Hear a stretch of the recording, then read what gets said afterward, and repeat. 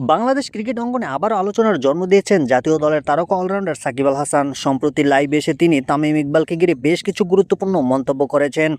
সাকিব তার বক্তব্যে ইঙ্গিত দেন তামিম ইকবালের আন্তর্জাতিক যোগাযোগ এবং বোর্ড সভাপতির পদে আসার প্রক্রিয়া নিয়ে তার কিছু প্রশ্ন রয়েছে। তিনি বলেন, বিসিবি সভাপতি হওয়ার আগেই তামিম ইকবাল জয় শাহের সঙ্গে সাক্ষাৎ করার আগ্রহ দেখিয়েছিলেন, যা তার কাছে বিস্ময়কর মনে হয়েছে। তিনি আরও উল্লেখ করেন, বিসিবি সভাপতি হওয়ার পর বিসিসিআই এর সহসভাপতি রাজীব শুক্লা তামিম ইকবালকে অভিনন্দন জানিয়েছেন।